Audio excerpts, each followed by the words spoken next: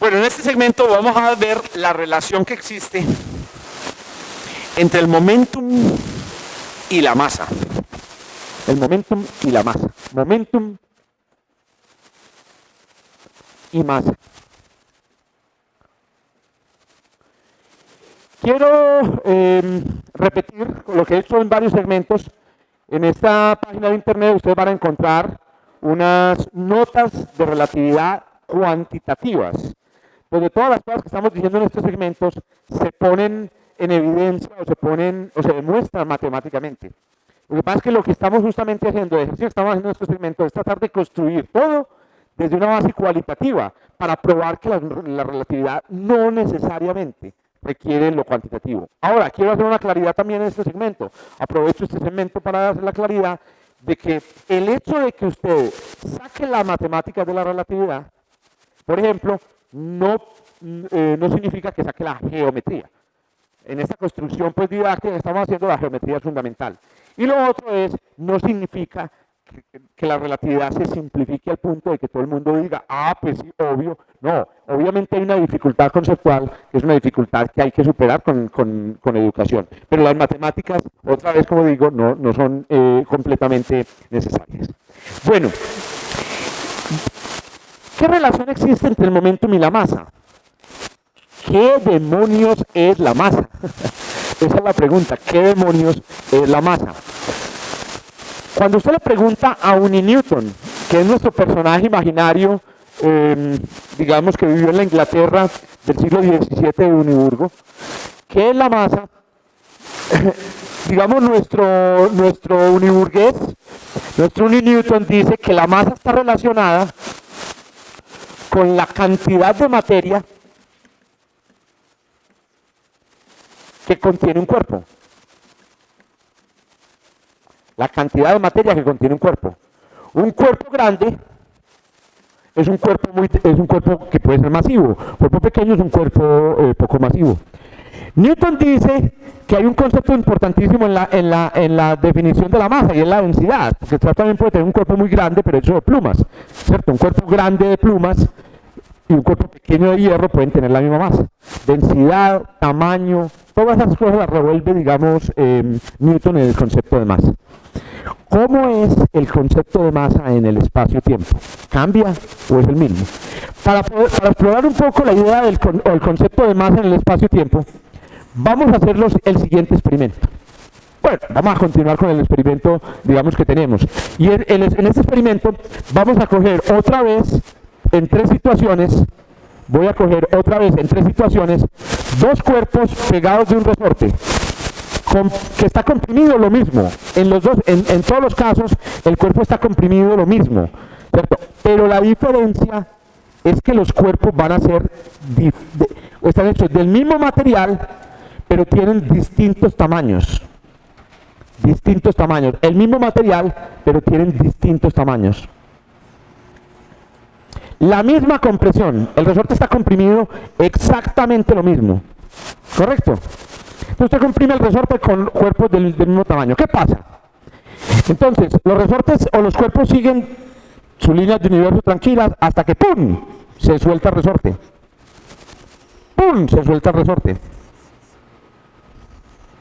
Y aquí también, digamos, el resorte, digamos, se descomprime en este punto. ¿Qué pasa? La intuición y todo lo que nosotros sabemos nos dice que dada la misma compresión, dado el mismo grado de compresión, un cuerpo que tenga menor tamaño, sea el mismo material y tenga menor tamaño, va a salir disparado en un ángulo más pronunciado. Un cuerpo que tenga un tamaño intermedio va a salir disparado en un ángulo inferior al anterior. Y un cuerpo que tenga un tamaño realmente grande podría salir disparado en un ángulo casi imperceptible. Si los cuerpos son muy pesados, el ángulo en el que salen disparados es prácticamente imperceptible. ¿Correcto? Muy bien. ¿Qué pasa? Y entonces aquí se pone en evidencia una cosa bien especial. Aquí se pone en evidencia una cosa bien especial. La cosa especial que se pone en evidencia en estas situaciones es que como yo tengo exactamente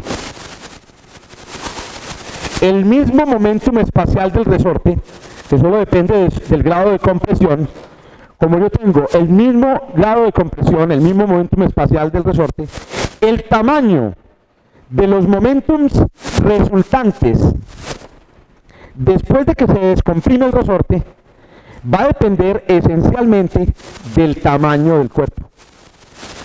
Lo que yo veo es que cuando el resorte está comprimido contra un cuerpo pequeñito, cuando el resorte está comprimido contra un cuerpo pequeñito, gran parte, digamos, de la energía que contiene el resorte se convierte en movimiento que dispara los cuerpos en direcciones opuestas. Cuando el resorte está comprimido contra un cuerpo mediano, solo una parte de ese momento sale en direcciones opuestas.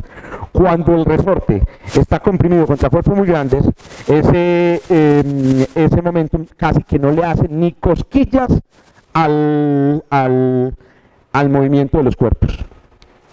Bueno, ¿eso qué significa? Vamos a ponerlo en estos términos. Vamos a poner aquí el antes y el después. Y vamos a pintar el cuadrimomentum total, no lo habíamos hecho, el cuadrimomentum total antes y después de todos estos sistemas. Vamos a ver cómo lo va dibujando el cuadrimomentum total antes y después. Muy bien, cuadrimomentum total antes de estos cuerpos es este. ¿Qué hay ahí? Ahí hay dos cosas. Primero, el cuadrimomentum de este más el cuadrimomentum de este. Este es el cuerpo 1 y este es el cuerpo 2. Cuerpo 1, cuerpo 2. Pero la flecha tiene una parte significativa de su cuerpo, que es el resorte. El cuadrimomentum del sistema es prácticamente, en este caso, una tercera parte, o incluso podría ser más, del cuadrimomentum total. Al final, entonces, el cuadrimomentum sigue siendo el mismo, pero ya no hay resorte. Es decir, al final, todo el cuadrimomentum es cuerpo 1, cuerpo 2. Al finalizar, todo el cuadrimomentum es cuerpo 1 y cuerpo 2. Bueno, ¿qué pasa en este sistema? Entonces ya ven, a medida que yo voy aumentando la masa de mi cuerpo, lo que va sucediendo es que la fracción del cuadrimomentum que se debe al resorte, a pesar de que el resorte es el mismo, si el resorte es el mismo, entonces resulta que el cuadrimomentum tiene que ser largo, ¿cierto? De tal manera que la fracción del cuadrimomentum que es de solo resorte es esta. Pero los cuerpos entonces ahora ocupan todo este espacio. Este es el cuerpo 1 y este es el cuerpo 2, y al finalizar los cuerpos salen con un cuadrimomentum del mismo tamaño, y todo esto es cuerpo 1 y todo esto es cuerpo 2. Finalmente, cuando considero la última situación, que es la situación con las bolas más grandes de todas, yo tengo un cuadrimomentum enorme que tiene otra vez una colita chiquitica que es debido al resorte,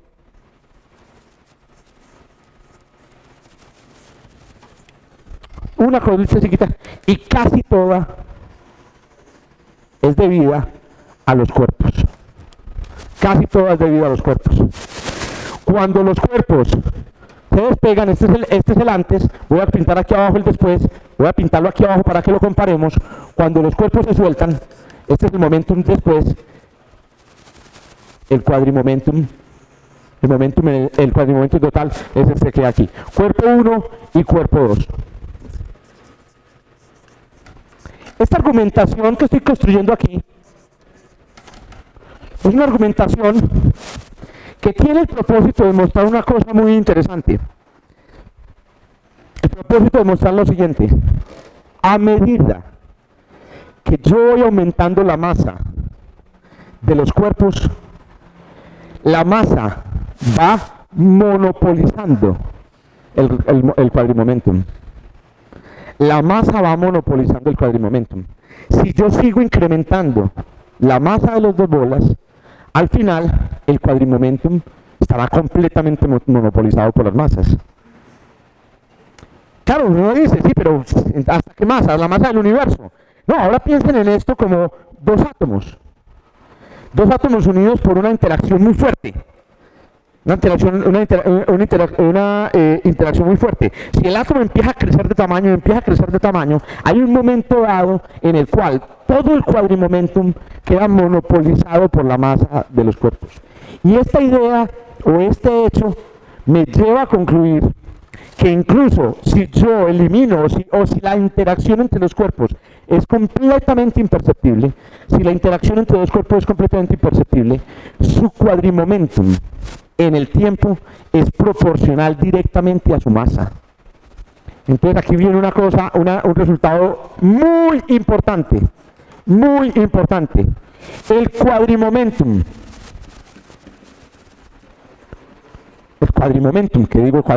el momentum en el espacio-tiempo de un cuerpo en reposo, porque miren que estos cuerpos están en reposo, estos cuerpos inicialmente están en reposo, es proporcional a su masa. El quadrimomentum de un cuerpo en reposo es proporcional a su masa. El quadrimomentum de un cuerpo en reposo es proporcional a su masa. La masa de un cuerpo está directamente relacionada, no es lo mismo, porque claro, una cosa es el momentum y otra cosa es la masa. La masa son kilogramos, el momentum, pero lo que sí es cierto es, si usted tiene un cuerpo completamente quieto, sin interacciones, y usted le duplica la masa, su momentum en el tiempo se duplica. Se la cuadruplica, su momentum en el tiempo se cuadruplica. La masa es súper importante y determina de forma súper crucial el momentum del cuerpo en el tiempo. La relatividad muestra una cosa, sin embargo, más interesante aún. Y la cosa va a ser la siguiente. Vamos a dejar por un momento nuestras bolas. Bueno, no las dejen, todavía siguen utilizando. Vamos a dejar por un momento las bolas de nuestra historia. Y vamos de una a pensar en un cuerpo aislado. Jorge Zuluaga, Pedro Pérez, aislado, está sentado en un parque. Correcto. Está Pedro Pérez sentado en un parque. Quieto. Quieto significa que está en reposo en el espacio. Entonces está, digamos, nuestro observador es una persona quieta. Entonces nosotros ya sabemos que su quadrimomentum en el espacio-tiempo, su quadrimomentum es proporcional a su masa. ¿Listo? Vamos a suponer, yo estoy sentado en una banca, que al lado mío pasa María, pero pasa montada en una bicicleta. Al lado mío pasa María, montada en una bicicleta. Esta es María. Y vamos a suponer que María tiene exactamente el mismo peso mío. O sea, supongamos que María tiene la misma masa del observador que está en el parque sentado. Como siempre, el observador que está en el parque sentado se llama Raúl. Les voy a pedir el favor que hagan pausa.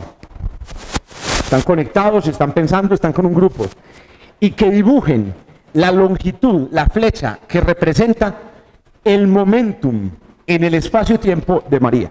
Traten de pensar. Dibujen la flecha que representa el momentum en el espacio-tiempo de María. Listo. Muy bien. Solución.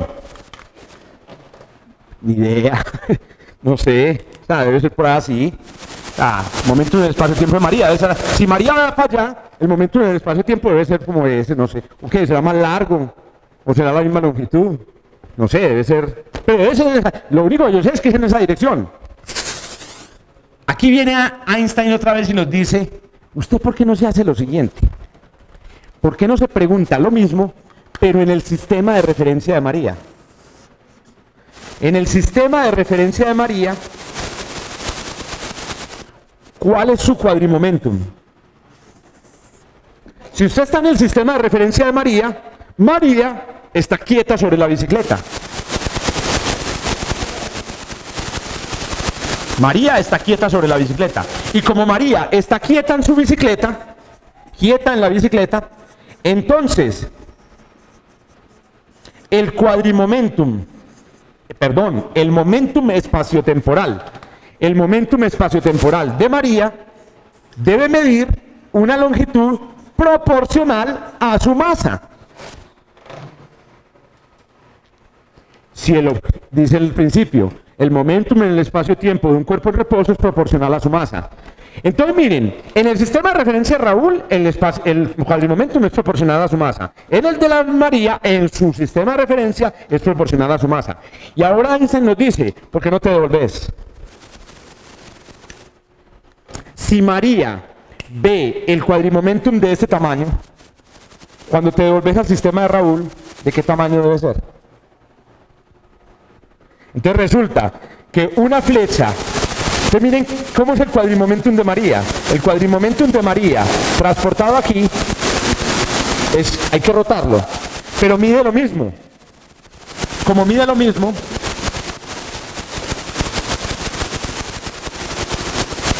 este es el cuadrimomentum de María. El cuadrimomentum de María es un poquito más grande. Es un poquito más grande. Pero ojo, el cuadrimomentum sigue midiendo proporcional a la masa. Sigue siendo proporcional a la masa. Y de aquí obtenemos un resultado súper importante. No importa la dirección que tenga un cuadrimomentum, no importa la dirección que tenga un cuadrimomentum, su longitud en el espacio-tiempo es proporcional directamente a la masa. No importa la dirección que tenga un cuadrimomentum, Destroyer. Su dirección, su magnitud es proporcional a la masa. Entonces, pregunta. Háganse esta pregunta y traten de resolverla. En estas dos situaciones les voy a mostrar los cuadrimomentum de dos partículas en un acelerador de partículas, medidas en un acelerador de partículas. Problema. Este es un problema ya del libro, para el examen. Problema del libro para el examen. Les voy a mostrar el cuadrimomentum de dos partículas y ustedes me van a decir cuál de esas partículas es la más pesada.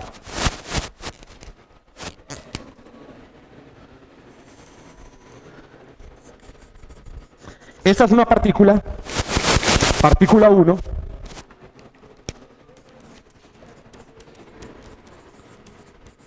Y esta es la segunda partícula.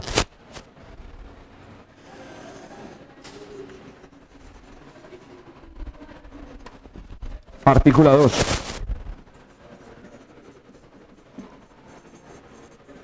La pregunta es, ¿cuál de estas dos partículas es más pesada?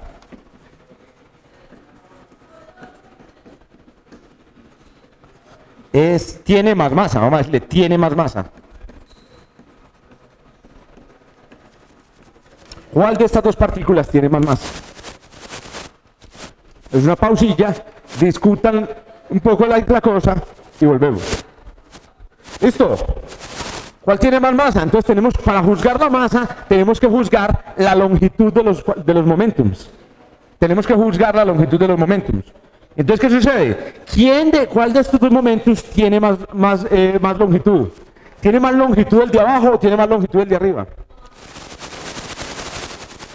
¿El de abajo o el de arriba es el más largo? Entonces, claro, ahí tenemos que apelar exclusivamente a nuestros conocimientos de geometría. Nuestros conocimientos de geometría nos dicen, si dos segmentos, si dos objetos en el espacio-tiempo están a la misma altura, tienen la cabeza en el mismo tiempo, por decirlo de alguna manera, ¿cierto? El que está más inclinado es el más corto. O sea, que este momentum que hay aquí es más corto. Y este momentum que hay aquí es más largo. ¿Y eso qué significa? Como la longitud del momentum depende de la masa, este objeto que hay aquí tiene más masa y este objeto que hay aquí tiene menos masa. Y este tiene menos masa, el que es más corto tiene menos masa y el que más largo tiene más masa.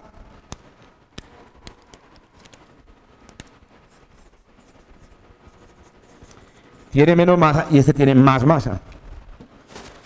Solamente viendo la longitud de los momentos usted puede juzgar la masa de los objetos. Esto también da una idea muy interesante. Usted puede tener una partícula súper ligera. Los electrones, por ejemplo, son una porquería chiquitica, vale huevo. Un electrón, por ejemplo, tiene una masa que es aproximadamente 2000 veces más pequeña que la masa de un protón. 2000 veces más pequeña que la masa de un protón. Un ejemplo real. Usted puede tener un electrón con 2000 veces la masa de un protón. Entonces, cuando usted compara el electrón con el protón quieto, aquí está el electrón, aquí está el protón y aquí está el electrón. Este es el protón y este es el electrón. Entonces uno dice, el electrón es un chichipato. Sí, pero acelera el electrón. Si usted coge el electrón, le aplica un campo eléctrico y lo acelera, entonces ¿qué va a pasar? El electrón empieza así, después está así, después está así, y a medida que usted va inclinando la flecha, puede llegar a un momento dado en el cual el mismo electrón, siendo súper, digamos, liviano, este es un protón, y este es un electrón. El mismo electrón, siendo súper liviano, puede llegar a igualar en impulso, en momentum, en empuje, puede llegar a igualar a un protón. Escóndase de un electrón que va casi a la velocidad de la luz. Pega lo mismo de duro que un protón. ¿Cierto? Escóndase de un electrón que va a la velocidad de la luz. Muy bien. Y esa es entonces la relación que existe entre momentum y masa y la manera como nosotros juzgamos un cuerpo por su momentum, así le juzgamos entonces también la masa. Este concepto lo vamos a utilizar cuando hagamos reacciones nucleares o cuando produzcamos explosiones y empecemos a hacer un juicio sobre qué es lo que sucede en una explosión. Aquí les adelanto algo en este segmento. El hecho de que una partícula de poca masa tenga un gran momentum en el tiempo, es lo que se relaciona o es lo que lleva a la idea de que usted puede convertir la masa en energía. De alguna manera este electroncito de poca masa, al ser acelerado, tiene una gran energía. Si usted coge esa energía y se la entrega al aire sobre una ciudad japonesa, toda esa energía se la entrega al aire sobre la ciudad japonesa, los electrones pierden su energía, vuelven a ser chiquiticos y toda esa energía queda en el aire de la ciudad japonesa. De alguna manera usted convirtió, ¿cierto?, esa energía en masa, ¿cierto? Usted convirtió toda esa masa del electrón en la energía que finalmente fue a parar al aire. Toda la explicación de las reacciones nucleares y de los fenómenos, digamos, donde se producen estas conversiones, viene del entendimiento de esta geometría del momentum en el espacio-tiempo.